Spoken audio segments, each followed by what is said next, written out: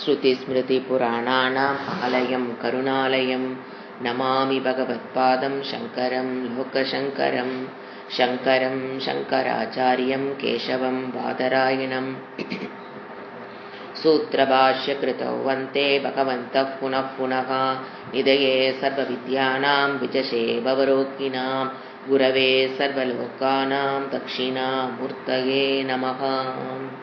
ॐ सहना भवतु सहनौ भुनक्तु सह वीर्यङ्करवावहै तेजस्विनावधीतमस्तु मा विद्विषावहै। ஓம் சாந்தி சாந்தி சாந்தி.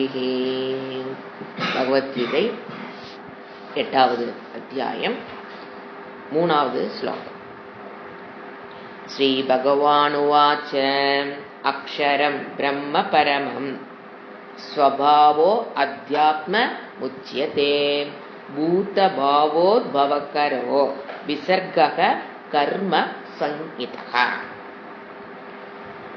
பகவான் 7வது அத்தியாயம் முடியும் போது ஒரு 7 வார்த்தைகளை ஞானி அறிந்திருப்பான் அப்படின்னு முடிச்சாரு. 8வது அத்தியாயத்தினுடைய தொடக்கத்தில் அர்ஜுனன் அந்த 7 வார்த்தைகளையும் சொல்லி அதை எனக்கு தனித்தனியாக விளக்குங்க அப்படின்னு அர்ஜுனன் கேள்வி கேட்டிருப்பாரு. அதுக்கப்புறம் பகவான் பதில் சொல்ல ஆரம்பிச்சிருக்காரு. இந்த ஸ்லோகத்தில் பார்த்தீங்கன்னா நம்ம முடிச்சிட்டோம். 3 வார்த்தைகளுக்கு உண்டான பதிலை இங்க கொடுக்கிறாரு. ஃபர்ஸ்ட் பிரம்மம்னா என்ன? அக்ஷரம் அழிவற்றது, அஷ்ணுதே சர்வவியாபி எங்கும் வியாபித்திருப்பதனால அது பிரம்ம தத்துவத்தை பற்றி ஞானி அறிந்திருப்பான். 2வது அத்தியாத்மம், அதி கூட்டல் ஆத்மம், அத்தியாத்மம் உடலில் வெளிப்பட்டு கொண்டிருக்கிற ஒரு ஆத்ம தத்துவம். அந்த பிரம்ம தத்துவம் தான் மனதில் வெளிப்படும் போது ஆத்மா நான் என்கின்ற தத்துவமாக, அதையும் அவர் சுபாவமாக ஆத்மாவாக அவர் ஞானி அறிந்தவர். அடுத்து 3வது கர்மத்தை பத்தி பார்த்தோம். கர்மத்தை பத்தின ஞானம் அவருக்கு இருக்கும் அப்படின்னா எந்த கர்மம் புண்ணிய பாபத்தை கொடுத்து பந்தப்படுத்துகிறதோ அதே கர்மத்தை பயன்படுத்தி புண்ணிய பாபத்திலிருந்து விடுபட்டு அந்த கரண சுத்தி பெற்று வேதாந்த வகுப்புகளின் மூலியமாக சிரவண மனனத்தின் மூலியமாக ஞானத்தை பெறுவது எப்படின்னு தெரிஞ்சவர். அந்த ஞான நிஷ்டைக்கு எப்படி போறதுங்கிறதும் தெரிஞ்சவர். மறுஜென்மத்திலிருந்து ஜீவன் முக்தனாக வாழ்வது ஆவது எப்படின்னு தெரியும். ஜீவன் முக்தனாக இருப்பவர் கர்மத்தை பயன்படுத்தி அந்த கர்மத்தை பற்றிய ஞானம். அதை எப்படி? ஆத்மா அகர்த்தா, ஆத்மா எந்த ஒரு கர்மத்தையும் செய்வதில்லைங்கிற ஞானத்தின் மூலியமாக அவர் எதை? கர்மத்தை விசர்கக, கர்மத்தை விட்டவர், கர்மத்தை செய்யாமல் இல்லை. நான் கர்மத்தை செய்பவன் அல்ல, கர்த்திருவ பாவனையை ஆத்மாவிலிருந்து எடுத்தவர். இந்த சரீரம் கர்மத்தை செய்யுது, இந்த சரீரம் அதற்குண்டான புண்ணிய பாபத்தை அனுபவிக்குது. ஆத்மாவில் கர்மம் இல்லை அப்படிங்கிறத கர்மத்தை விட்டவர்னா அறிவினால் ஆத்மா கர்மத்தை செய்வதில்லை என்ற அறிவு, அந்த அறிவை பெற்றவர், அதில் நின்று வாழ்பவர். கர்மத்தை பற்றிய ஞானம், தியாகம், கர்மத்தை தியாகம் செய்தவர். இது வரைக்கும் நம்ம போன, அதாவது இந்த ஸ்லோகத்தில் இந்த 3 வார்த்தைக்கு உண்டான பொருள் நம்ம போன கிளாஸ்ல டீட்டெயிலாக பார்த்துட்டோம். அடுத்தது இப்போ 4வது ஸ்லோகம். அதிபூதம் க்ஷரோபாவக புருஷாதி தெய்வதம் அதியக்ஞோகமவேத்மேவாத்ர தேகே தேகபிருதாம் வரக. இந்த ஸ்லோகத்தில் 3 சொற்களுக்கு உண்டான விளக்கங்கள் ரொம்ப ஷார்ட்டா சொல்லி முடிச்சிடுறாரு. ஃபர்ஸ்ட் அவர் சொல்றது அதிபூதம். ஃபர்ஸ்ட் கூப்பிடுறாரு தேகபிருதாம் வரக, சம்போதன பிரதமா. முதல்ல அதை எழுதிக்கலாம். உடல் தாங்கியவருள் மேலானவனே. உடல் தேகபிருதாம், உடல் உடையவர்களில், சரீரம் உடையவர்களில் மேலானவனே. தேகபிருதாம் வரக. ஏன் சரீரம்? யார் சரீரம் உடையவர்கள்? நிறைய பேர் பார்க்கிறோம். அதில் மேலானவர்கள் ஆத்ம ஞானத்தை பெறுபவர்கள் தான் சரீரமுடையவர்களில் அதற்குண்டான முயற்சி செய்வர்கள் எல்லாரும். இப்ப நம்ம என்னன்னு கூப்பிடுறாரு அவரு? அர்ஜுனனை மட்டும் கூப்பிடல, ஒருத்தரும் இண்டிவிஜுவலா நினைக்கணும். என்னை இறைவன் எப்படி கூப்பிடுறாரு? தேகபிருதாம் வரக. ஏன்? அந்த அறிவை பெறுவதற்குண்டான் இறைவன் கொடுக்கிற அறிவை, உடலை பற்றிய ஆத்மாவை பற்றிய அறிவை பெறுவதற்குண்டான முயற்சி தான் செஞ்சுட்டு இருக்கான் அர்ஜுனன், இல்லைங்களா? அப்ப நாமளும் அதே தானே பண்ணிட்டு இருக்கிறோம். அப்ப நம்மளை எப்படி கூப்பிடுறாரு இறைவன்? தேகபிருதாம் வரக. ஏன்னா நம்ம தேகபிருதாம் வரகனா என்ன டெஃபினிஷன் தெரியுங்களா? நல்லா ஆல்ரெடி சிகப்பு, ஒல்லி, அப்படி தேகபிரதாம் மிருகன் கேட்டு பாருங்க. எல்லாம் என்ன சொல்றாங்கன்னு, பியூட்டி ஆஃப் த என்னது வேர்ல்டு பியூட்டி குயின். அதெல்லாம் யாரு கொடுக்குறோம்? அவர் இறைவன் அதுக்கெல்லாம் கொடுக்க மாட்டார்.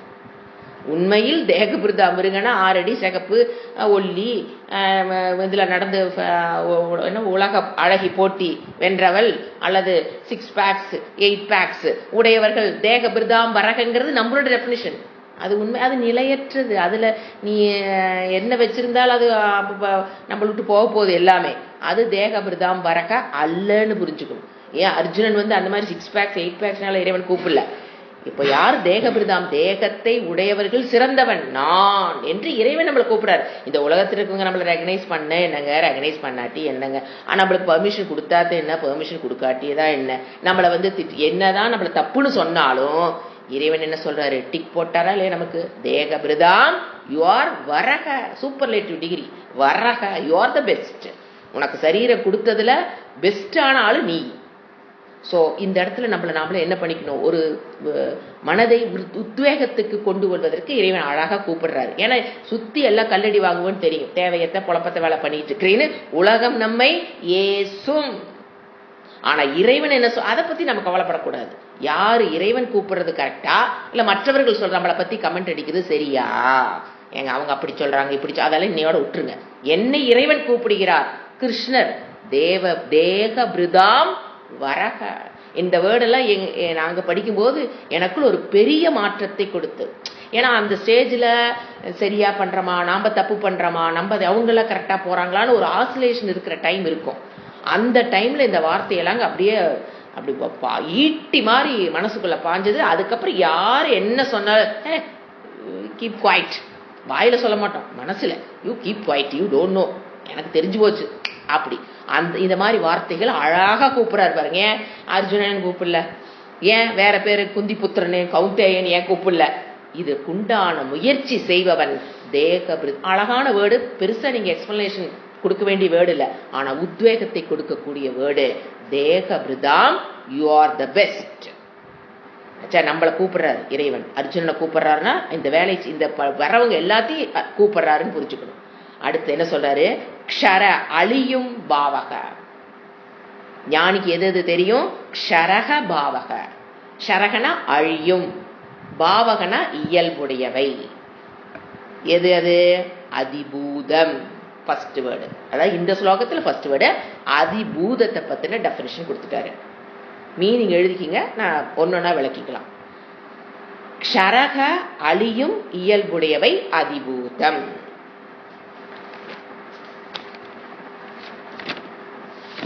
அதிபூதம் அப்படின்னு என்னன்னு பாத்தீங்கன்னா ஜட பிரபஞ்சம்,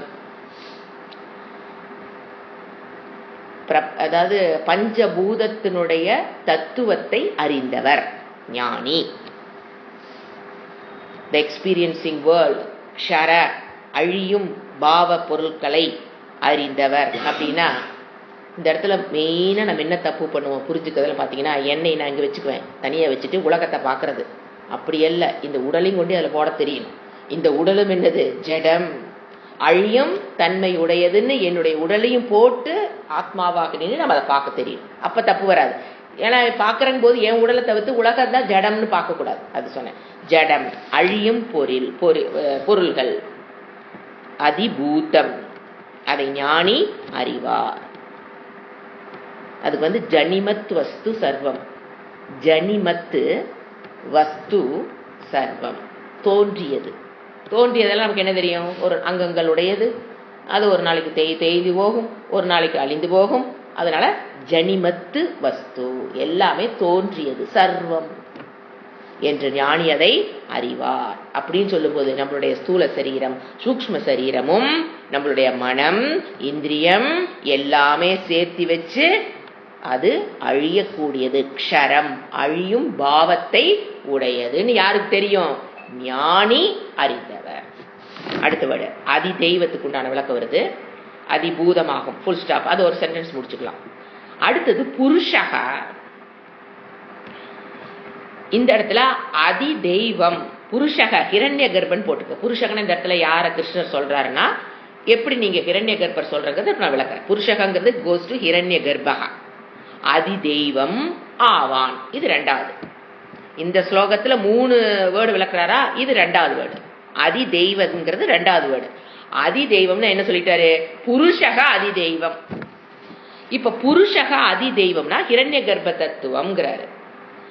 அதை யார் அறிந்தவன்? ஞானி அறிந்தவன். அப்போ சமஷ்டி ஹிரண்ய கர்ப்பன் என்ன தெரியுங்களா? பெருச புரிஞ்சுக்கிறது. சமஷ்டி தேவதா கூட்டம், சமஷ்டி தேவதைகளுடைய கூட்டம். பிரதம ஹிரண்ய கர்ப்பன் யாரு? பிரதமஜா. அவரிடமிருந்து தோன்றியவர்கள் தான் தேவதைகள் எல்லாருமே. அக்னி, வாயு தேவதா, சூரிய தேவதா, நட்சத்திர தேவதா, சந்திர தேவதா, எல்லா தேவதைகளும் நாம் வழிபடுகிற சிவன், விஷ்ணு, பிரம்மா, எல்லா தேவதைகளும். பிரம்மா தான் ஹிரண்ய கர்ப்பன். அவரிடமிருந்து தோன்றிய அனைத்து தேவதைகளையும்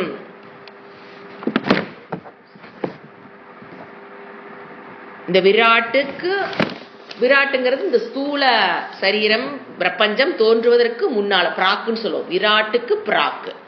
இந்த கண்ணுக்கு தெரிகிற இந்த பிரபஞ்சம் தோன்றுவதற்கு முன் இருந்த அப்படின்னு எல்லாம் டோட்டலா புரிஞ்சுக்கலாம். நீங்க சிருஷ்டியில் அப்படி நினைச்சீங்க, அது எல்லாமே என்னது? ஹிரண்ய கர்ப்பன் சொல்லுவோம் நம்ம. அவருக்கு பேரு புருஷகா. அந்த ஹிரண்ய கர்ப்பன் பிரம்மாவுக்கு பேரு புருஷகா. அதை தத்துவத்தை பற்றி யாரு?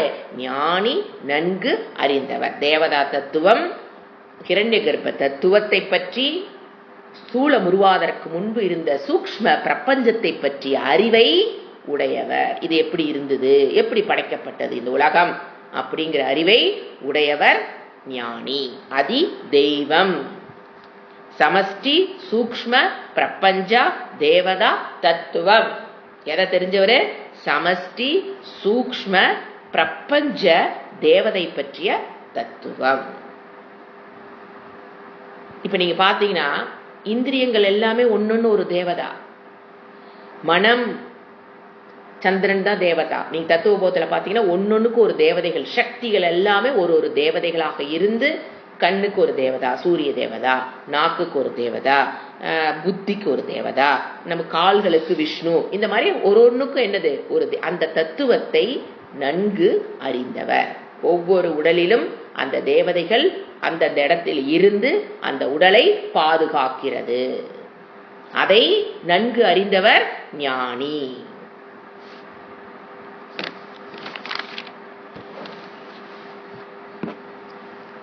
இது ரெண்டாவது, இந்த ஸ்லோகத்தில் இருக்க ரெண்டாவது வேர்டு. மூணாவது வேர்டு யாரு? அதி யக்ஞகா. அதை பற்றி விளக்கம் கொடுக்கிறாரு. அதி யக்ஞகா. அதி யக்ஞகா அத்திர தேகே, இந்த தேகத்தில், அகமேவ அதி யக்ஞகா. அத்திரன இந்த தேகத்தில் அவருக்கு என்ன தெரியுது ஞானிக்கு? இந்த தேகத்தில் அகமேவ அதி யக்ஞகா. அகம்னா இந்த இடத்துல ஈஸ்வரன் ஏவ அதி யக்ஞகன்னு அறிந்தவர் ஞானி. நான் அகம்னா இந்த இடத்துல ஞானி அகங்காரத்தில் இருக்கிற, அது அகங்காரத்தை தொலைத்தவர். சோ அவரு நான் சொல்ல, அவர் இந்த இடத்துல நான்கிறது கோஸ் டு ஈஸ்வரன். ஞானிக்கு ஈஸ்வரன் தான் அதி யக்ஞக என்று தெரிந்தவர். அப்படி எழுதிக்கணும். ஞானிக்கு என்ன தெரியும்? ஈஸ்வரன் தான் அதி யக்ஞக அப்படின்னு. இந்த இடத்துல நானேங்கிறது கோஸ் டு ஈஸ்வர தத்துவம்.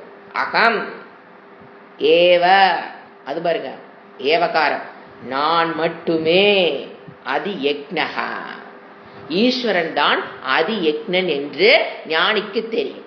எங்க அதி யக்ஞன் என்ன? கர்ம பல தேவதா. அதான் கர்ம பல தேவதாவாக ஈஸ்வரன் இருக்கிறார் என்பதுதான் யக்ஞம். அந்த செயலை, கர்மம் அதனுடைய பலனை கொடுக்கக்கூடியவர். இதுல இந்த கர்மபல தேவதாவை நீங்க என்ன கொஞ்சம் சிந்திச்சு பாருங்க, ஒரு பெரிய ரகசியம் புரியும் நமக்கு. இப்போ நம்ம ஒரு செயலியும் வாக்கு மானசம் 3 விதமா மானச கர்மம் பண்றோம், வாக்குல கர்மம் பண்றோம், காய்கம் உடம்புல கர்மத்தை பண்றோம். 3க்கு பலனை கொடுக்கக்கூடியவர் அவர். ஒரு நிமிஷம் சிந்திச்சு பாருங்க. இப்ப நாம வாக்குலையும் காய்கம் உடலிலும் ஒரு கர்மத்தை பண்ணா ஏத்துமா இருக்கணும் தெரியுது. உலக மக்கள் அனைவருக்கும் தெரியும் நீங்க என்ன பேசுறீங்க என்ன. ஆனா மானச கர்மம்னு ஒண்ணு இருக்கு பாத்தீங்களா, மனதில் எண்ணுதல், அது வெளியிலுக்கு தெரியாது. அதனால நம்ம என்ன ஏமாந்துறோம், நான் என்ன வேணாலும் நினைச்சாலும் யாருக்கும் தெரியாது, உன்னை மறந்துடுறோம். அந்த மானச கர்மத்துக்கு கர்மபல தாதாவாக இறைவன் இருக்கிறார் என்றால் லாஜிக் என்ன, கண்டிப்பா மனதில் நீங்க என்னென்ன நினைக்கிறீங்கிறது அவருக்கு தெரிஞ்சா மட்டும்தான் அதுக்கு கர்மபலன் தாத்தாவாக இருக்க முடியும். இது ஒரு ரகசியங்க. மானச கர்மத்துக்கு அவர் கர்மபலன் கொடுக்குறான், கர்மபல தாத்தான்னு எத்தனை தடவை படிச்சுட்டு இருக்கிறான். ஒரு நிமிஷம் நினைச்சு பாருங்க, மானச கர்மத்துக்கு என்ன உண்டு, கர்மத்துக்கும் கர்ம பலன் உண்டு. அப்ப அதுக்கும் அவர் கொடுக்கக்கூடிய சக்தி படைத்தவர். அப்படின்னா நீங்க எண்ணுகிற ஒவ்வொரு எண்ணத்தையும் அவர் அறிபவராக இருந்தால் மட்டுமே மானச கர்மத்துக்கு கர்மபல தாத்தாவாக இருக்க முடியும். இன்னும் கொஞ்சம் சிந்திச்சு பாருங்க. என் மனதில் நான் நினைக்கிறதெல்லாம் இறைவன் அறிகிறாரு, அதுக்கு கர்ம பலன் கொடுக்கிறாருன்னா அவரை நீங்க போய் இமயமலையிலையும் ரிஷிகேஷ்லையும் தேட வேண்டியதில்லை. என் மனதில் இருந்திருக்கணும். என் மனதில் இருந்தா தாங்க நான் என்ன நினைக்கிறேன்னு தெரியணும், அதுக்கு உண்டான கர்ம பலன் கொடுக்க முடியும். இது அடுத்த சீக்ரெட். அப்போ இறைவனை எங்க தேட வேண்டாம், வெளியில் தேட வேண்டாம், என்னுள் ஹிருதய குகே வெளிப்பட்டு கொண்டு இருக்கிற தத்துவம் தான் இறை தத்துவம். சோ இது வேல்யூ பாயிண்ட்லயே நம்ம இப்ப பொய் பேசலாம் நினைக்கும் போதே இறைவனுக்கு தெரிஞ்சு போயிடும். பொய் பேசுவதும் குற்றம், பொய் பேசுவதை தூண்டுவது என்னதுதான் சட்ட பிரகாரம் குற்றம். சட்டம் அப்படிதான் இன்னைக்கு பனிஷ் பண்ணுது. கொலை செய்தவன் கொலையை தூண்டினவன் பேர் இருக்கும். இவனுக்கு பனிஷ்மெண்ட் தான் மாறுமே தவிர 2 பேருமே குற்றவாளிகள். கொலை செய்தவனும் பனிஷ்மெண்ட் உண்டு, கொலை செய்ய தூண்டினவன். இப்ப தற்கொலை ஒருத்த பண்ணிக்கிட்டானா, தற்கொலைக்கு அவன் யாரா தூண்டி இருந்தான்னா மாட்டானுங்க அவனுங்களும் சேர்ந்து. ப்ரூஃப் ஆயிடுச்சுன்னா முடிஞ்சது. சோ நீங்க மனதில் இன்னொருத்தரை தப்பு செய்ய வைக்கலாம் நினைச்சீங்கன்னா கூட யாருக்கு தெரியும், இறைவனுக்கு தெரியும். நாம கெட்டா பத்தாது, ஊரும் கட்டணுங்கிறது எல்லாத்தோட பாலிசி. நான் மட்டும் கெட்டா பத்தாது, நான் வாழ்ந்தா பத்து, எல்லாத்தையும் வாழ வைக்கிறது இறை தத்து. இறைவனானவன் மனிதன், நானும் வாழ்ந்து மற்றவங்களையும் வாழ வைக்கணுங்கிற மனிதன். நான் எப்படி போனாலும் பரவாயில்ல, மற்றவங்க வாழ்ந்தா போதும்னு நினைக்கிறது இறை தத்து. இறைவன் அவெல்லாம் காட் மேன். மேனுங்கிறவன் யார, நானும் வாழணும் மற்றவங்களும் வாழணும்னு நினைச்சீங்கன்னா நீங்க மனிதனோட கேட்டகரியில் இருக்கிறீங்க. அடுத்து விலங்கு இல்லைங்க. ஏன்னா விலங்குகள் அப்படி நினைக்காது. ஏதே நான் கெட்டுட்டேன்னா மற்றவங்களும் கெட்டுறேன், அது எப்படி அவங்க நல்லா இருக்கிறது அவங்க. இது விலங்குன்னு சொல்லக்கூடாது, அனிமல் மேன்லாம் சொல்லக்கூடாது. ஏன்னா விலங்குலாம் அப்படி நினைக்காது. அதுக்கு பசி வந்தா மட்டும்தான் யாரோ ஒருத்தர் அடிச்சு சாப்பிட்டு போயிட்டு படுத்துக்காது. இந்த மாதிரி பிளான் எல்லாம் பண்ணாது. செஸ் வச்சுக்கிட்டு காட்டுக்கு என்ன சொல்றது, காயின்லாம் நெவுத்திட்டு இருக்காது அது. ஸோ விலங்குன்னு சொல்ல முடியாது. அதுக்கெல்லாம் கடைநிலை மக்கள்னு பேர். தமிழ் அதுக்கு வேர்டு கடைநிலை மக்கள். எது நான் பண்ணல யாரும் பண்ணிடக்கூடாது அப்படிங்கிற ஒரு பண்ண முடியல, பண்ண இஷ்டம் இல்லை கூட்டு சேர்த்திக்கிறது ஒரு 10 பேர்த்த. இதை இறைவன் அறிவார். இப்ப நீங்க குரூப்ல ஒண்ணு பண்றீங்க அப்படின்னா எனக்கு தெரியாது, குரூப்ல யாருக்கு தெரியாது, ஆனா யாருக்கு தெரியும், இறைவனுக்கு தெரியும். அப்ப அந்த கர்ம பலத்துக்கு உண்டான பலனை ஃப்ரண்ட் கேட்ல வச்சிருவார். சோ இதுதான் என்னது, அதி யக்னங்கிறது சும்மா அதி யக்னம், இறைவன் கர்ம பல தாத்தாவாக இருக்கிறார் அப்படின்னு அடுத்த லைன் போறதுல வாழ்க்கைக்கு எதுவும் பயன்படாது. கர்ம பல தாத்தாங்கிறது என் மனதில் ஒரு மாற்றத்தை கொண்டு வர, நான் எது சிந்திக்கிறனோ அது மற்றவங்களுக்கு நல்லதா போகணும்னு சிந்திச்சிங்கனாலும் அது இறைவனுக்கு தெரியும்.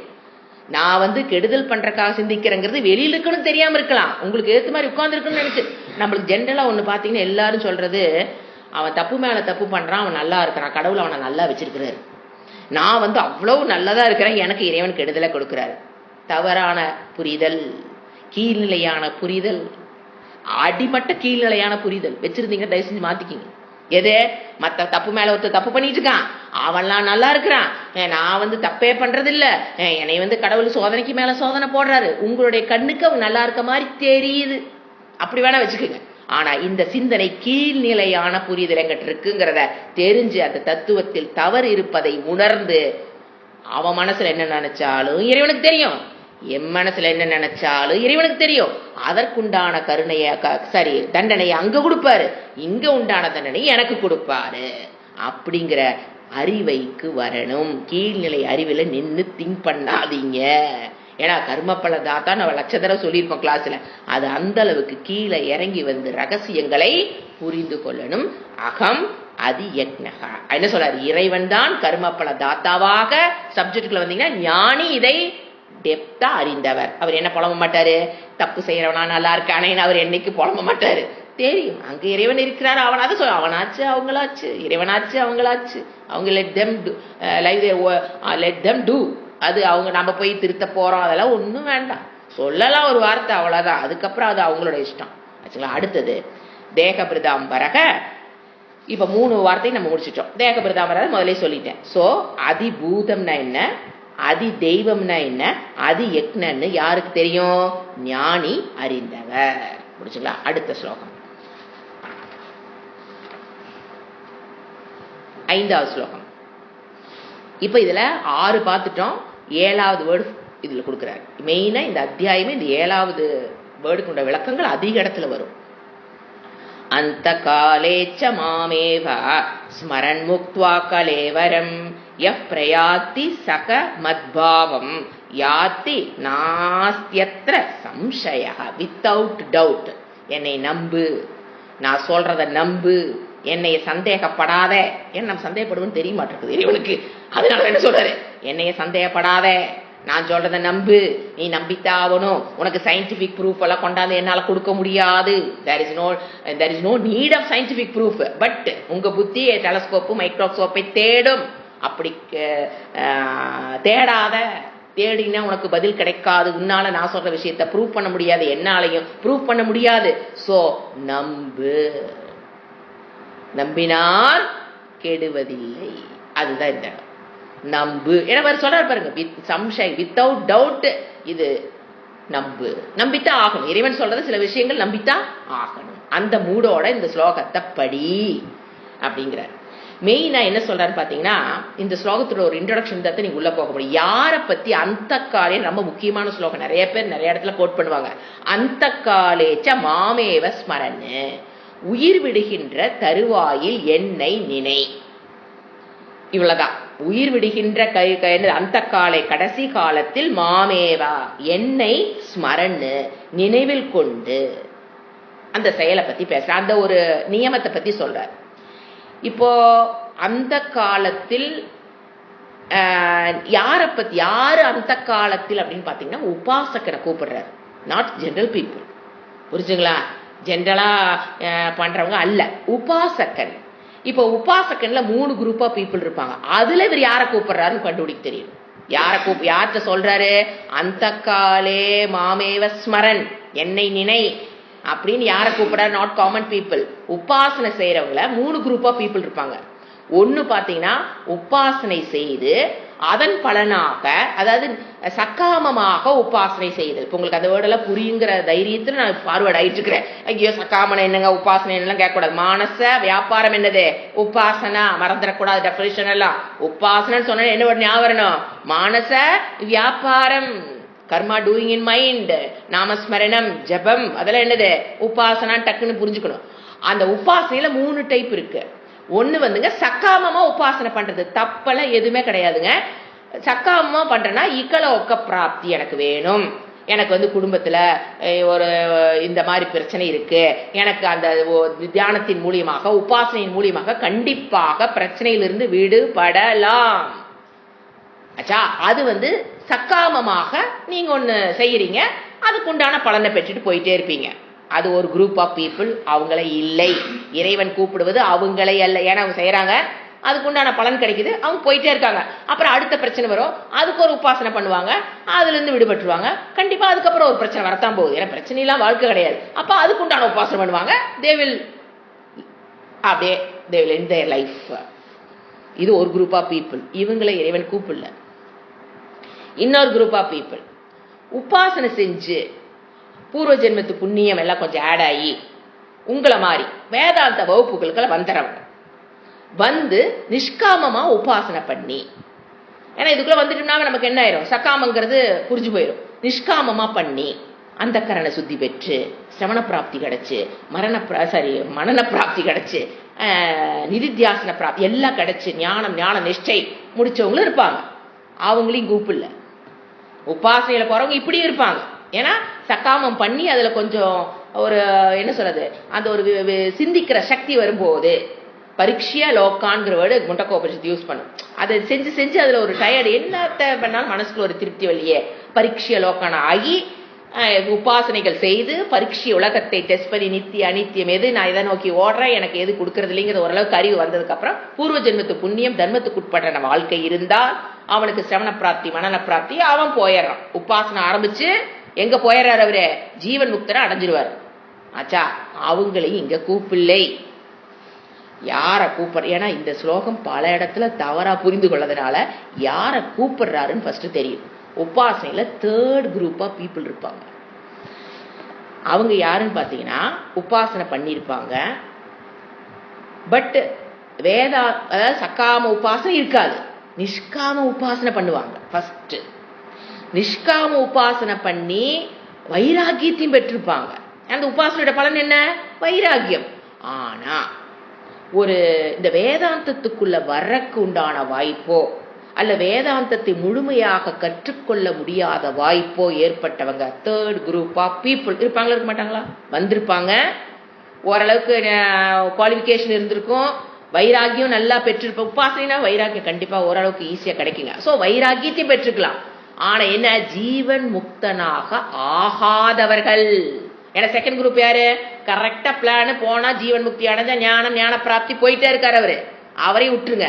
இவங்க யாரு, உபாசனை செய்து ஓரளவுக்கு வைராகியத்தை பெற்று நிஷ்காமமா பண்ணி ஓரளவுக்கு வைராகியத்தை பெற்று, பட் ஏதோ ஒரு குவாலிபிகேஷன் இல்லாதனாலேயோ அல்ல ஏதோ ஒரு பிரதிபந்தத்துக்கு காரணமாக வேணுங்க, ஏதோ ஒரு தடங்கள் காரணமாக அவங்களால எங்க போக முடியல, ஜீவன் முக்திக்கு போக முடியலைன்னா அவங்கள கூப்பிடுறாரு.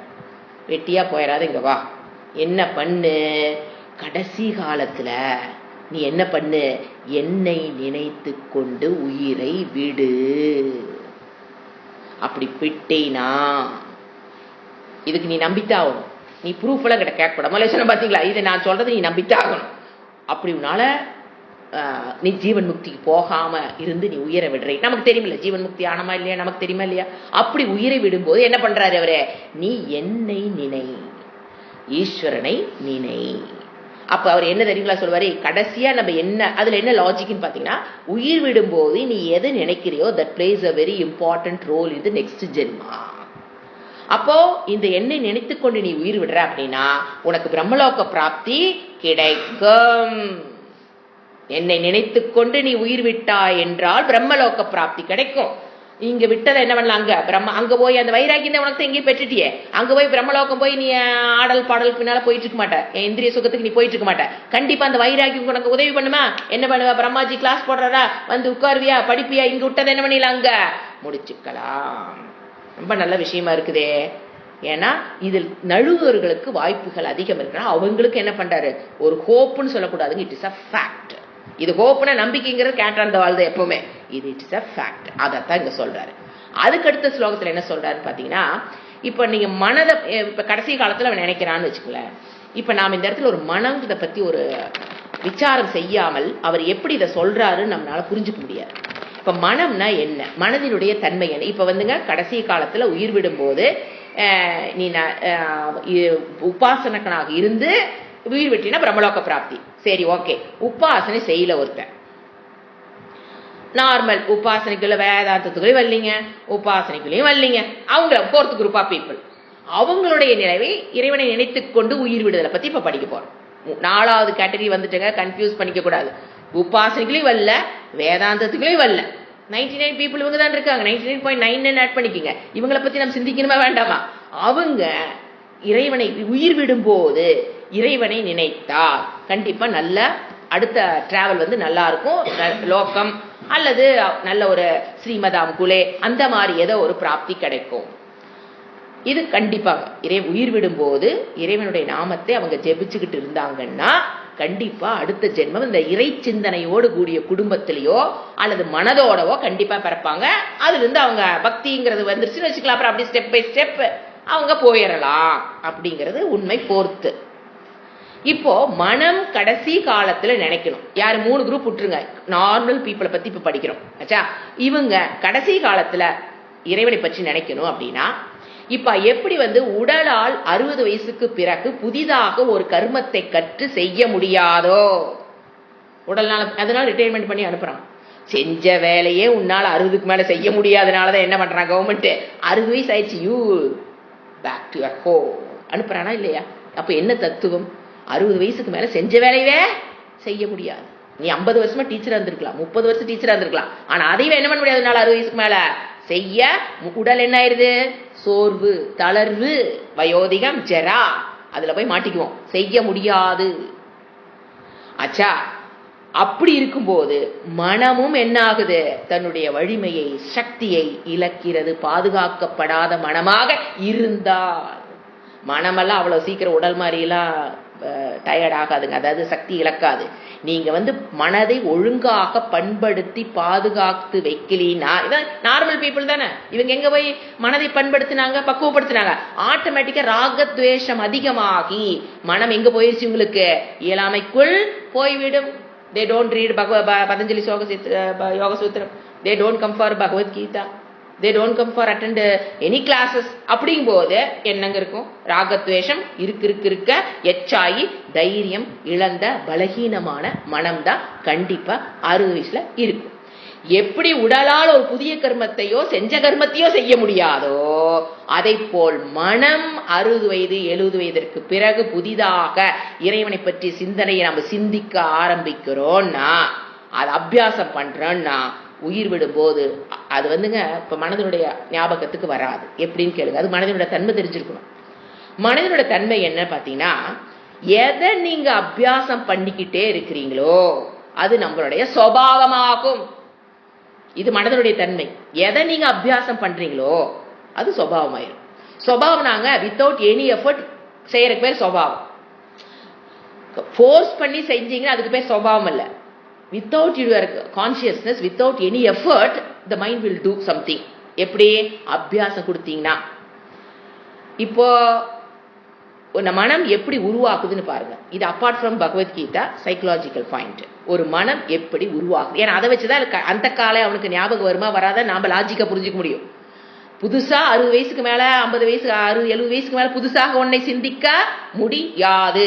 அப்ப அப்ப அதுக்கு என்ன புரிஞ்சுக்கணும், சின்ன வயசுல இருந்து சிந்திக்கக்கூடிய மனம் சக்தியோட இருக்கும் போது எதை நீ அபியாசம் பண்ணி வச்சிருக்கிறியோ அது உயிரோட காலத்துல நீ எஃபர்ட்டே இல்லாம என்ன பண்ணும், அது தானா வாய் விட்டு வெளியே வந்துகிட்டே இருக்கும். ஓம் நமோ நாராயணாய, ஓம் நமோ நாராயண, நம சிவாய, ஓம் இது மாதிரி சொல்லிட்டே இருந்தீங்கன்னா எஃபர்ட்லெஸ்ஸா உயிரிடும் போது தானா வரும். That is only possible way.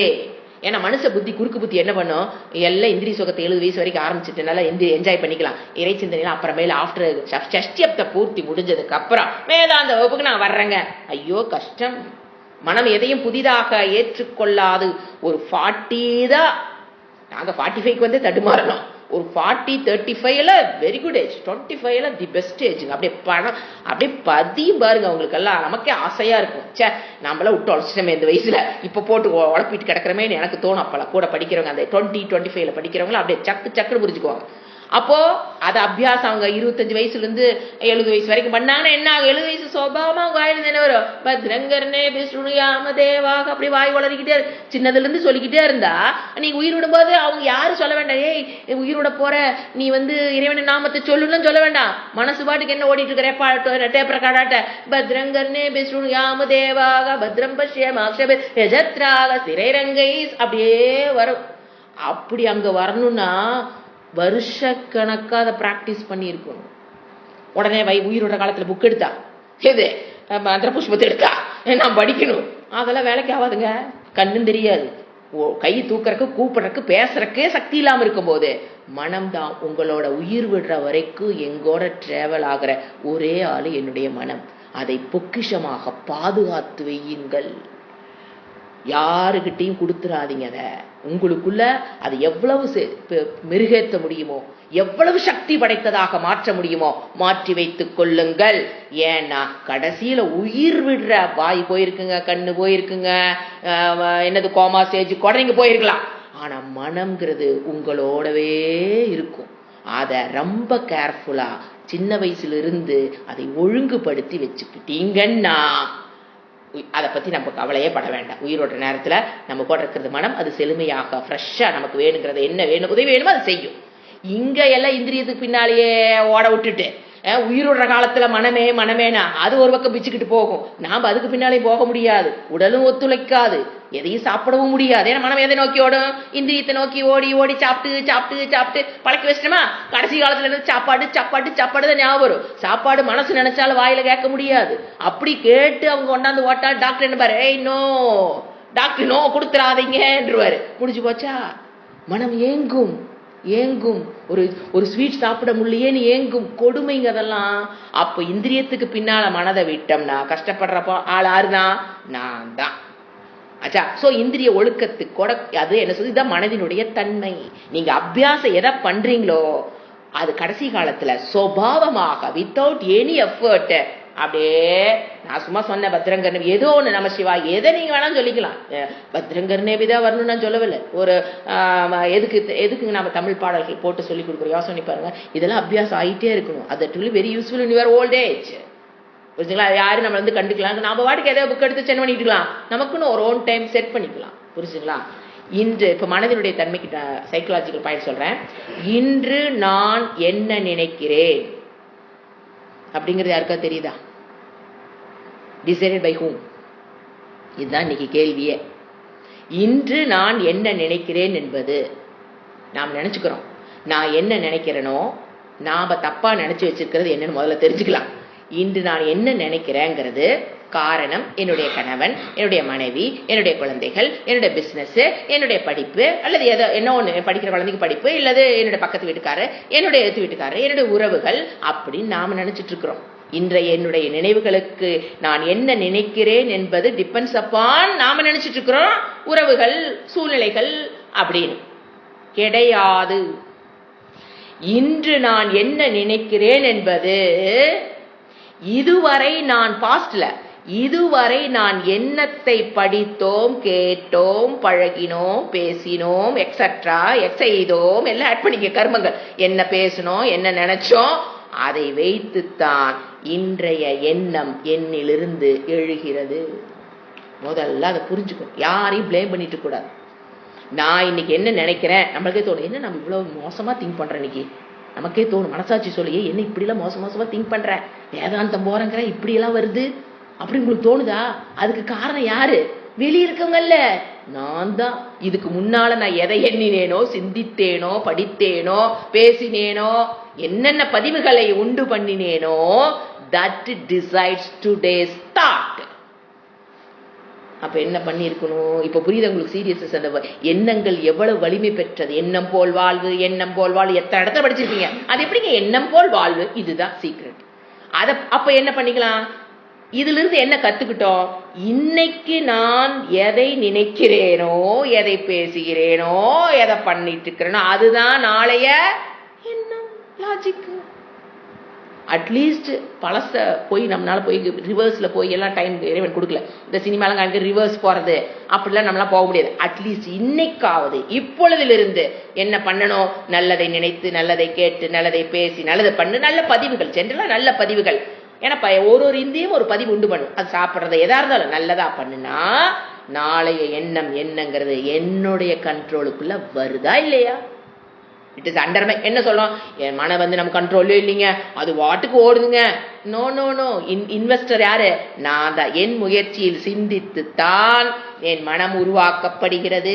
என் மனதை உருவாக்கியவள் நான். நான் எதை பாஸ்ட்ல சிந்திச்சனோ அதை வச்சுதான் என் மனம் உருவாக்கப்பட்டிருக்கிறது. இப்படிப்பட்ட மனது எனக்கு வந்துருச்சு நீங்க நினைச்சீங்கன்னா அப்படிப்பட்ட மனதுக்கு முழு முழு காரணம் நான். நான் சிந்தித்தது, பேசினது, படிச்சது, பார்த்தது, கேட்டது decides today's thought. இன்னைக்கு என்ன நான் பண்றேனோ that will decide tomorrow's future thoughts. போனது போகட்டும், இனிமேலாவது என்ன பண்ணணும், ஃபியூச்சருக்கு உண்டான முட்டுலியை போட்டு வைக்கணும். அப்போ என்னுடைய என்னுடைய மனதிற்கு என்ன ஏத்துக்கிறோம், என் மனதில் எந்த விதமான எண்ணங்கள் வந்தாலும் அதற்கு சூழ்நிலைகளோ நபர்களோ காரணம் அல்ல, என்னுடைய எண்ணம் decides. என்னுடைய past thoughts decides today's thought. My today's thought decides my future's thought. Don't blame anybody. நம் உடலையும் நாம் தான் உருவாக்குகிறோம். கர்மத்தின் காரணமாக தான் நமக்கு ஒரு உடல் ஒரு நோயோட வந்திருக்குது அப்படின்னா அதுக்கு காரணம் யாரு தான்? போன ஜென்மத்தில் நான் செஞ்ச கர்மம் தான் இந்த ஜென்மத்தில் எனக்கு இப்படிப்பட்ட ஒரு நோயோட இருக்குது உடல். ஆரோக்கியம் எதுவாக இருந்தாலும் சரி, நோயோட உடல் இருந்தாலும் அதுக்கு காரணம் நீ நம்ம செஞ்ச கர்மம். ஆரோக்கியமா இருக்குதுன்னா அதுக்கு நான் செஞ்ச கர்மம். அப்படி நோயுறும் போது அதிலிருந்து விதியை என்ன பண்ணலாம், மதியால் வெல்லலாம். அதுக்கு தான் என்ன சொன்ன, இப்ப கனெக்ட் பண்றேன், யோகா கிளாஸ் கனெக்ட் பண்றேன். அப்படி உடல் ஒரு உங்களுக்குள்ள இருக்குது அப்படின்னா இறைவன் என்ன கொடுத்திருக்காரு, மதி. நீ டெய்லி மதினா அந்த இடத்துல நாளிங்க அறிவு, என்னது அறிவினால் வெல்லலாம். அப்ப என்ன விதியை எப்படிங்க அறிவினால் வெல்லலாம்? அப்போ இந்த மாதிரி நோய் உறாமல் ஓரளவுக்கு தலைக்கு வரது எப்படி போகும், தலைப்பாக போற மாதிரி அந்த நோய்களை ஒரு உடம்புக்குள்ள ஒரு பிளெக்சிபிலிட்டி ஒவ்வொரு ஆர்கனையும். எனக்கு நேற்று தைராய்டு சொல்லும்போது பக்கு பக்குன்னு, ஏன்னா அந்த தைராய்டுங்கிறது ஒரு 1 இயர்ல ஈஸியா நீங்க விடுபட்டு விடலாம். பிராக்டிக்கலா சொல்றேன், யோகா மூலியமா சரியாயிரும். அது விஷயம் தெரியாமல் எவ்வளவு பேர் எத்தனை வருடம் மெடிசன் எடுத்துட்டு இருக்கீங்க. அப்ப அதனோட விளைவுகள், அந்த மெடிசனுடைய சைடு எஃபெக்ட் ஒண்ணு இருக்குமே, அதை கிளீன் பண்ணி இதை மாத்திரை விடுறது. அப்ப என்ன விதியை என்ன பண்ண, நாங்க என்ன பண்ணோம், மதியால் அந்த யோகா பண்ணி அதுல இருந்து கெட்டுடானும் கேட்டு பாருங்க, எத்தனை பேர் இருக்காங்க கேட்டு பாருங்க. 1000 யோகால தைராய்டு சரியாகும். ஆனா எந்த அலோபதி டாக்டர் அதை சொல்றது கிடையாது. உண்மை போய் நீங்க தைராய்டுல இருந்து ஃபர்ஸ்ட் ரிலீஸ் ஆனாலும் நானே உங்களுக்கு ப்ரூஃப், எனக்கு இருந்தது சரியாச்சு, எந்த மாத்திரையும் சாப்பிட கிடையாது, யோகால சரியாச்சு. அப்ப என்ன பண்ணணும், இந்த உடலும் பாருங்க, என்னுடைய உடல் ஆரோக்கியத்துக்கு மனம் என்ன ஆகுது, ஏன்னா நான் ஃபர்ஸ்ட் நம்பணுமே, என்னுடைய எண்ணம் தான் இன்னைக்கு உடல் ஆரோக்கியத்துக்கு காரணம். என்னுடைய எண்ணம் நான் சொல்ல வரேன், நாட் ஒன்லி மனதனுடைய தன்மை மட்டும் பாஸ்டுடைய திங்கிங்ல வரல, என்னுடைய உடல் ஆரோக்கியம் என்னுடைய எண்ணத்தில் உருவானது. அப்ராக்சிமேட்லி 50% பிராரப்தம் வருங்க. ஆனா 50% என்ன பண்ணு நானு, ஓ இது பண்ணா இது சரியாயிருமா, ஓகே பண்ணு. அப்ப அந்த மனதில் ஒரு நம்பிக்கை, அதை பண்ணணும், நம்பிக்கை கொடுத்ததாரு என்னுடைய மனம், இதை பண்ணு. அப்ப என்ன ஆயிடுச்சு எனக்கு, சோ உடல் ஆரோக்கியமும் depends upon past thought. Not only மனம், உடலுடைய ஆரோக்கியமும் டிபெண்ட்ஸ் அப்பான் உங்களுடைய நம்பிக்கை. ஸ்ரத்தா plays very important role towards yoga. அந்த ஸ்ரத்தை இருந்ததுனால, அதை பண்ணினதுனால I get out of thyroid problem. அப்போ மனம் என்ன வச்சு இப்ப 2 ரூபா பண்ணுதா, மனம் தான் என்னுடைய மனதுக்கும் மனதில் பாஸ்ட் தாட் தான் மனதையும் உருவாக்குது, உடலையும் 50% அதுதான் உருவாக்குது. See the importance of thought. இன்னைக்கு அட்லீஸ்ட் பாஸ்ட் விட்டுட்டா இன்னைக்காச்சும் என்ன பண்ணுங்க, ஒரு ஸ்ரத்தா நம்பிக்கை, மனதை செம்மைப்படுத்திக் கொள்வதுங்கிறது. அதனாலதான் பதஞ்சலி, நீங்க பாருங்க, பதஞ்சலிக்கு மீறின ஒரு புக்கு எதுவும் கிடையாது, யாரும் அதுக்கு மேல எழுதவும் கிடையாது. பதஞ்சலி யோக சூத்திரம் இஸ் so இம்பார்ட்டன்ட். புரிஞ்சுங்களா? அடுத்தது, ஏன்னா இது மனதினுடைய, இது வந்து அப்பார்ட் ஃப்ரம் தட் பகவத்கீதை தான். ஆனா அவர் ஏன் சொல்றாரு, அந்த காலத்தில் காமன் பீப்புள் நினைக்கணும்னா, அபியாசம் நீ பண்ணி வச்சிருந்தீனா, வேதாந்த உங்க வேண்டாம், ஜீவன் முக்தி வேண்டாங்க, நார்மலா நீ அபியாசம் பண்ணி வச்சிருந்தீனா தான் என்ன பண்ணலாம், கடைசி காலத்துல உன்னை அறியாமல் உனக்கு அந்த உயிர் விடும்போது இறைவனோட நாமத்தை நீ ஜபிப்ப, அதுக்கு தகுந்த மாதிரி உலகத்துக்கு உன்னை அதை எடுத்து, அதை அடுத்து நல்லா இருக்கும். அது டிராவலா இருந்தாலும் சரி, நெக்ஸ்ட் பர்த்தா இருந்தாலும் சரி, எல்லாமே நல்லபடியாக கண்டிப்பா அமையும்.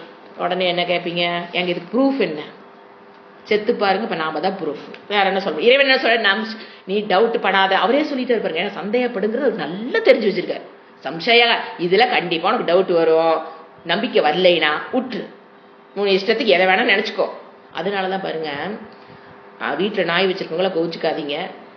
ஏன்னா சாஸ்திரம் சொல்லும், வீட்டுல பெட் அனிமல் நீங்க அதையே பார்த்துட்டு இருக்கு, உயிர் விடுறவங்க, அதாவது உயிர் விடுற ரூம்ல பாத்தீங்கன்னா சாமி போட்டோவா வைக்கிறது, அப்புறம் இந்த மாதிரி அனிமல்ஸோட, ஏன்னா ரொம்ப க்ளோஸா இருந்திருப்பாங்க, அந்த அனிமலையே நினைச்சுக்கிட்டு உயிர் விட்டா, அதனாலதான் நாயை வந்து பெட்ரூம் வரைக்கும் கூப்பிட்டு வரக்கூடாதும்பாங்க. அதை நீங்க நினைச்சிட்டு அந்த சிந்தனை, ஏன்னா எண்ணம் நாய் வீட்டுக்குள்ள சுத்துதுன்னா நம்ம ஏங்க பார்க்கும்போதெல்லாம் அந்த எண்ணம் உள்ள போயிட்டு தாங்க இருக்குது. நீங்க என்னதான் உட்காந்து பத்ரங்கர்னேவி படிச்சாலும் நாயை பார்த்தோன்னா அடுத்த தாட் என்னதான் வரும், அதுக்கு நான் சாப்பாடு பண்ணும், அதுக்கு வாக்கிங் கூட்டிட்டு போகணும், ஏதோ சம்திங். அப்ப அந்த பதிவுகள், நாயை பத்தின பதிவுகள் உருவாகுதா இல்லையா? இப்ப எங்க வீட்டுல நாயே இல்லைங்க, எனக்கு நாயை பத்தி பதிவு வருமா என்ன? Out of mind, out of sight, எல்லாமே ஆயிடுச்சு. Out of sight, out of mind ஆயிடுச்சு. தாட்டே வராது. ஆனா உள்ள வச்சிருந்தீங்க அப்படின்னா என்ன பண்ணுவோம்? உயிரோடுற காலத்துல அதை நினைச்சோம்னா dash dash dash. Please don't to that. இதை சாஸ்திரம் பர்டிகுலர் நாயை சொல்லும். வேற அது எந்த இடங்கிற எனக்கு மறந்துருச்சு, ஞாபகம் வரும்போது கண்டிப்பா சொல்றேன். நாயை பத்தி சொல்லும். அது தெரியாதனால இதை நீங்க என்ன பண்ணிக்கிறோம்?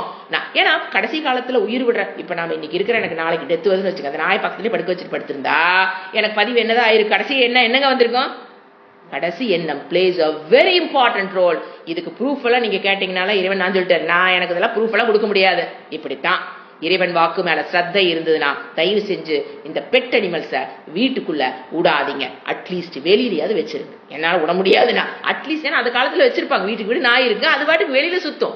இது என்னாச்சு? உள்ள கொண்டு வரும்போது அந்த அனிமல்ஸை பத்தி, அது நாய் ஏன்னு தெரியல, மற்ற அனிமலை பத்தி சொல்லவே சொல்ல, நாயை பற்றின எண்ணம் வரக்கூடாது.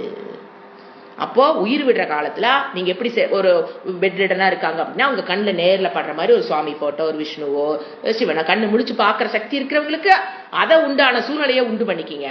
அல்லது உங்க ரூமையே நீங்க அப்படி பண்ணி வச்சுங்க. நம்ம யாரும் நமக்கு பண்ணாட்டி பரவாயில்ல, நாம்பளாவது என்ன பண்ணலாம், நம்ம உயிரோட முன்னால இதெல்லாம் பண்ணி வச்சுங்க. ரூம்ல கண்ட படத்தையும் மாட்டி வச்சிருக்காதீங்க. தட் பிளேஸ் அ வெரி, ஏன்னா இறைவன் சொல்றாரு கடைசி எண்ணம் என்னவோ that plays a very important role. இதுதான் இந்த ஸ்லோகத்துல சொல்றாரு. இப்ப மீனிங் எழுதிக்கலாம்.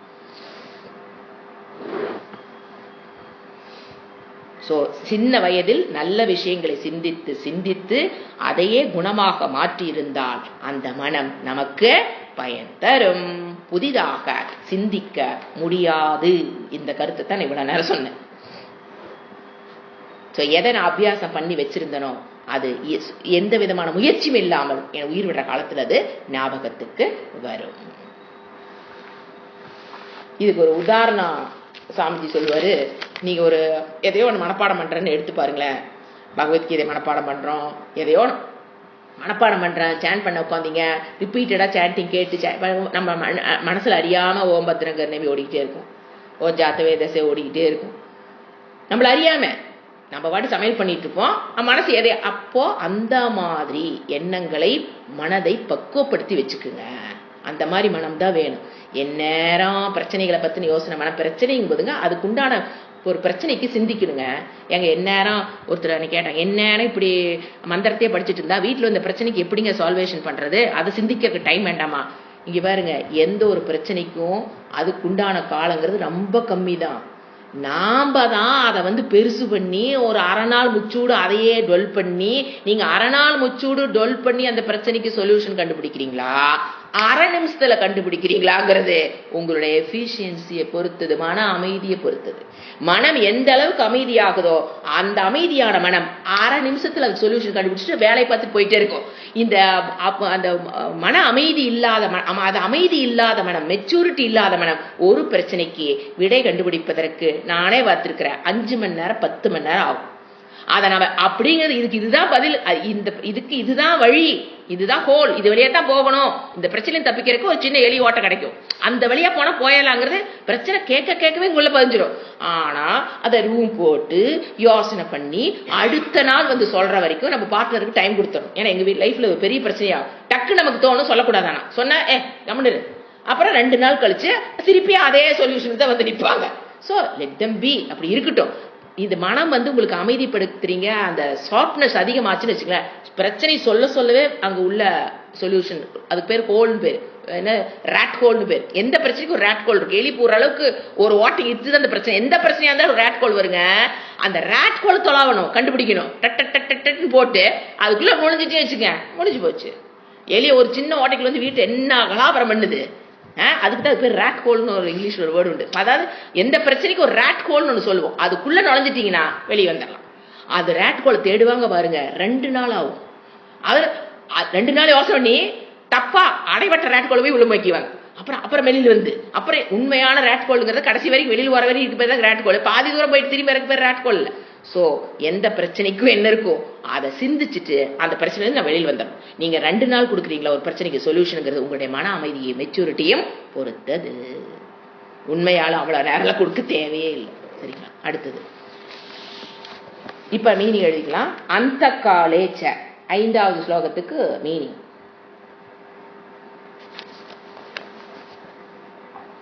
கடைசி காலத்தில்.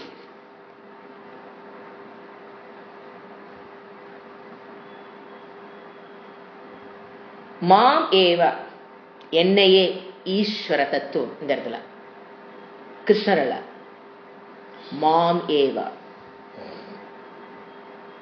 ஸ்மரன் நினைவில் கொண்டு.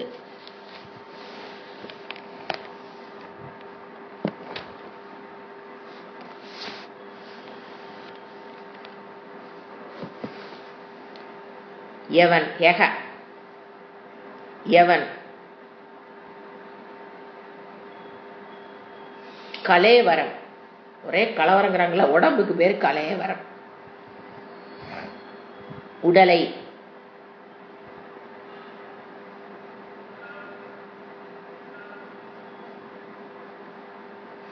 முக்துவா விட்டு, பிரயாத்தி செல்கிறானோ.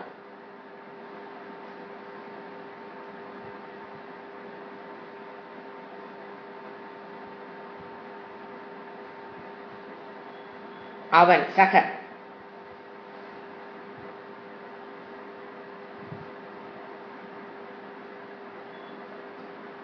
மத்பாவம் என்னுடைய தன்மையை. அதனாலதான் சொன்னேன் ஈஸ்வரன் சொன்னேன். மாம்ங்கிறது யாரு இந்த இடத்துல குறிக்கிறாரு? ஈஸ்வரன். என்னுடைய தன்மையை யாத்தி அடைகிறான். அதாவது கிரமமுக்தி. உபாசகன் கிரமமுக்தியை அடைகிறான். அதுதான் இங்க சொல்றாரு. நான் சொன்ன பிரிச்சு கொடுத்து பாத்தீங்களா கேட்டகரி பீப்புள். நிஷ்காம, உபாசக, சிரவண, மனன பிராப்தி அடைஞ்சு ஜீவன் முக்தி அடையாத போது என்ன பண்றான்? அது என்னுடைய அங்க போய் என்னுடைய தன்மையை அடைகிறான். எங்க பிரம்மலோகம் போய் என்னுடைய தன்மையை அடைகிறான். நிஷ்காமமா பண்ணி ஜீவன் முக்தி தன்மை இங்க அடையலினா கூட என்னை சொல்லிக்கிட்டே என்னோட ஸ்மரண் பண்ணி உயிர் விடுறவ உபாசகனாக இருக்கணும். அப்போ அவங்க எங்க போறான்? பிரம்மலோகம் போனா அங்க என்னுடைய தன்மையை அடைகிறான். அல்லது இன்னொரு உபாசகன் இந்த ஜென்மத்திலேயே வாழும் பொழுதே ஜீவன் முக்தி அடைந்து என்னுடைய தன்மையை அடைந்து விடுகிறார். 2 டைப்ஸ் ஆஃப் உபாசக. சகாம விட்டுருங்க. நிஷ்காமமா பண்றவங்க 2 பேர் சொல்லிட்டார். ஒன்னு இந்த ஜீவன் முக்தி அடைகிற உபாசகன், இன்னொன்னு கிரம முக்தி அடைகிற உபாசகன். மொத்தத்துல அவன் என்னோட தன்மை அடைகிறான்னா ஜீவன் முக்தி, இறைவன் பிரம்மவித்து பிரம்மைவ பவதி ஆயிரம். 2 உபாசகனுடைய நிலை. அடுத்த ஸ்லோகத்துல யாரை பத்தி பேசுவாரு? இந்த உபாசக மெடிடேஷன் அல்லது இந்த உபாசகன் அல்லது இந்த வேதாந்தத்துக்குள்ள வராதவனுடைய அந்த கரணத்தை பத்தி, அடுத்த அந்த காலை பத்தி அடுத்த ஸ்லோகத்துல பேசுறாரு. நான் எல்லாம் 2 சேர்ந்து உங்களுக்கு இன்ட்ரோடக்ஷன் கொடுத்துட்டேன். அடுத்த ஸ்லோகத்துல பிரிச்சுடுவாரு. நீ என்ன பண்ற, நாயை பாத்தீங்கன்னா நாயா தான் பிறப்ப அப்படிங்கிற மாதிரி அடுத்த இது வந்து ஜெனரல் பீப்புளுக்கு கொடுக்குறாரு. சோ இந்த ஸ்லோகம் 2 உபாசகன் பத்தி சொல்றாரு. அடுத்த ஸ்லோகம் நான் உபாசகன். மத்பாவம் என்னுடைய தன்மைங்கிறது என்ன புரிஞ்சுக்கணும்? ஈஸ்வர தன்மை. பிரம்மவித்து பிரம்மைவ பவதி ஈஷாவாஸ்யம் இதகும் சர்வம். ஈஸ்வரனைத்தான் கிருஷ்ணர் ஈஸ்வரனாக நின்று பேசுறாருன்னு தெரிஞ்சுக்கணும். கிருஷ்ணரா நின்று பேசுறான்னு நினைச்சுக்க கூடாது, தவறா போய்விடும். ஏன்னா அது குரூப் இருக்காங்களே, அந்த இடத்துல எல்லாம் கிருஷ்ணரை போட்டுருவாங்க. ஈஸ்வர தன்மைங்கிற தன்மை தெரியாதனால நீங்க பாருங்க, என்னோட தன்மைங்கிறத அவங்க என்னவா மேனிபுலேட் பண்ணி என்னவா இன்டர்பிரேட் பண்ணிக்கிறாங்க, கிருஷ்ணர் கிருஷ்ணர். அப்படி பண்ணக்கூடாது. இந்த இடத்துல ஈஸ்வரன் தன்மையை யாத்தி அடைகிறான். அத்ர என்ன சொல்றாரு? இதுல சந்தேகப்படாத. அத்ரன இந்த விஷயத்தில் சம்சய நாஸ்தி. டேய் டவுட் அடைப்பிட, சந்தேகப்படாதடே, சொல்றத கேள்டடைங்கிறாரு. அத்ர இந்த விஷயத்தில் சம்சய நாஸ்தி. எந்த காரணத்தை கொண்டு இதுல சம்சயம் பண்ணி டவுட் வச்சுக்காத. ஈஸ்வரனா இருந்து நம்ம கிட்ட சொல்றாரு. அப்போ என்னதான் சொல்றாரு? நம்பு. ஏன் அப்படி சொல்றாரு? இந்த மனுஷன் எதை சொன்னாலும் நம்ப மாட்டான். அவனுக்கு எல்லாத்துக்கும் ஒரு ப்ரூஃப் வேணும். மைக்ரோஸ்கோப் வேணுமா, டெலஸ்கோப் வேணுமா? அதனால நீ அப்படித்தான் இருக்கும். ஆனா இந்த விஷயத்தை நான் சொல்றேன், ஏன்னா வேற ஆப்ஷனே கிடையாது. இதை பத்தி பேசுறதுக்கு என்னால மட்டும், நான் தான் யோகிதா அம்சமுடையவன், என்னால என்ன கொடுக்க முடியாது? ப்ரூஃப் கொடுக்க முடியாது. அப்படி ப்ரூஃப் வேணா உனக்கு இறந்ததுக்கு அப்புறம் நீதான் என்னது உனக்கு ப்ரூஃப்? ந அஸ்தி கிடையாது. கடைசி காலத்திலும் என்னையே நினைவு கொண்டு எவன் உடலை விடுகிறானோ அவன் என்னுடைய தன்மையை அடைகிறான். உபாசகனுடைய நிலையை பத்தி இந்த ஸ்லோகத்துல பிரிக்கிறார். அது அழகா நீங்க அடுத்த ஸ்லோகம் படிக்கிற பாருங்க. இந்த உபாசகன் அல்லாதவர்கள் கடைசி நிமிஷத்துல உயிர் விடுறதை பத்தி அழகா அடுத்த ஸ்லோகத்துல சொல்றாரு. அதனால நம்ம என்ன பண்றோம், பிரிக்கிறோம். உபாசகனுக்கு ஒரு ஸ்லோகம், நான் உபாசகனுக்கு என்ன சொல்றாரு, எம் எம் வாபி ஸ்மரன் பாவம், அதே ஸ்மரன், அதே கண்டினியூஷன் சப்ஜெக்ட், ஆனா யாருங்கிறத பிரிக்கிறாரு. எம் எம் எம் எம் எம் வாபி ஸ்மரன் பாவம் தியஜத் யந்தே கலேவரம், கலேவரன் உடம்பு, தம் தமே வைத்தி கௌந்தேய சதா தத் பாவம் பாவிதக. இதுல என்ன சொல்றாரு, கடைசியில் எந்தெந்த எண்ணத்தை நினைத்துக் கொண்டு, நான் உபாசகன் நோட் பண்ணி வச்சுக்கோங்க. இது உபாசகன் அல்லாதவன் உயிர் விடும் போது கடைசியில எதை எண்ணத்தை நினைத்துக் கொண்டு உடலை விடுகிறானோ, எதை எண்ணிக்கொண்டிருந்தானோ அதை அடைவான். எதை எண்ணிக்கொண்டிருந்தானோ அதை அடைவான். எந்த எண்ணத்தை எண்ணிக்கொண்டிருந்தானோ அதை அடைவான். இதுலயும் என்ன வச்சுக்காத, டவுட் வச்சுக்காத. இதுக்கு ப்ரூஃப் எல்லாம் என்னால் கொடுக்க முடியாது. நான் ஈஸ்வர தத்துவம் சொல்றேன்.